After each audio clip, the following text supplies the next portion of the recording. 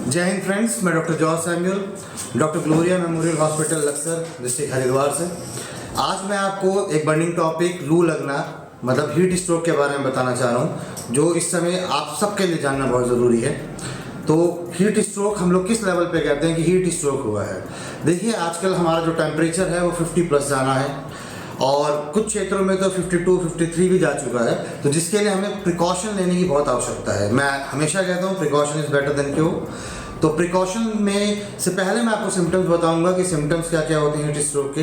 देखिए, जो हमारा बॉडी है वो इस तरह से संरचित है कि हमारा थर्मो रेगुलेशन मेंटेन रहता है कि हमारी बॉडी का टेम्परेचर किसी भी लेवल पे 98 से ऊपर नहीं जाना चाहिए फ़ारेनहाइट से। लेकिन हीट स्ट्रोक में होता है कि 104 या 105, 104, 105 फ़ारेनहाइट तक आपका बुखार पहुंच जाता है, जिस कारण हम लोग को डिमेंशिया, याददाश्त की प्रॉब्लम, बेहोशी और उल्टी आना, नोजिया मतलब मतली आना, बुखार जो होता है वो चिल्स के साथ होता है और पेशेंट बेहोश तक हो जाता है। तो ऐसी कंडीशन को मेडिकल इमरजेंसीज कहते हैं। मेडिकल इमरजेंसी क्यों?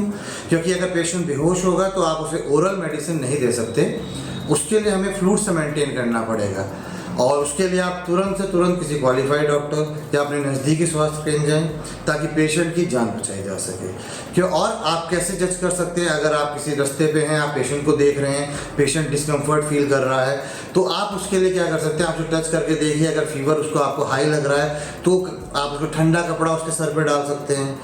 उसका आप जो अगर कहीं आइस मतलब बर्फ़ की कहीं आपको सुविधा मिल रहा है तो उसके बगल में, उसके ग्रोइन एरिया में, उसके माथे पे थोड़ा बर्फ़ की सिकाई कर सकते हैं।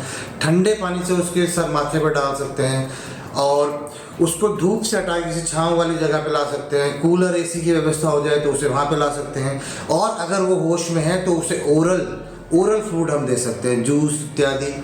तो ये सब चीज़ें करके हम लोग एक दूसरे की हेल्प कर सकते हैं। बड़ा अच्छा होता है जैसे हम लोग सड़क पे देखते हैं कि आजकल गर्मियों के दिनों में शरबत का सब लोग सेवा भाव से करते हैं। ये बहुत ज़रूरी है, ऐसे एक दूसरे के साथ बनाए रखें और सुरक्षित रहें। अब प्रिकॉशन के बारे में बात करें तो हम प्रिकॉशंस को कुछ बताना चाहूँगा कि जितना आप रेगुलर बेसिस पे पानी पी रहे हैं, क्योंकि बॉडी सन हीट में या ज़्यादा गर्मी में डिहाइड्रेशन में रहती है, तो हम लोग जितना पानी पीते हैं उससे 2 से 3 लीटर पानी हमें फालतू पीना है।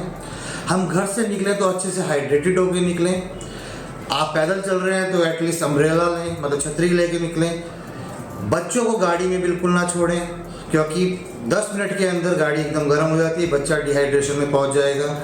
आप भी गाड़ी से बच के, अगर एसी होने तो ठीक है, धूप में गाड़ी में ना बैठें और लगातार अपनी बॉडी को हाइड्रेटेड रखें। आप फ्रूट्स के थ्रू, जूसी फ्रूट्स के थ्रू आप इलेक्ट्रोलाइट्स लें और आपको जैसे गन्ने का जूस आजकल चल रहा है, लेकिन सफाई का भी ध्यान रखें। गन्ने का जूस, मौसमी का जूस, पानी हर 2-3 घंटे पे आपको पीते रहना है। हाइड्रेटेड रहें और कोशिश ये करें कि जैसे मजदूर तबका है या रेगुलर जिसे निकलना ही पड़ रहा है तो गीला कपड़ा लेके सर पे रखें और ठंडा रहे, जिससे आपके जो बॉडी टेम्परेचर है वो मेंटेन रहे। और को जिन्हें नहीं निकलने की आवश्यकता है वो उनसे रिक्वेस्ट है कि वो कड़ी धूप में ना निकले, घर पे रहें और सुरक्षित रहें।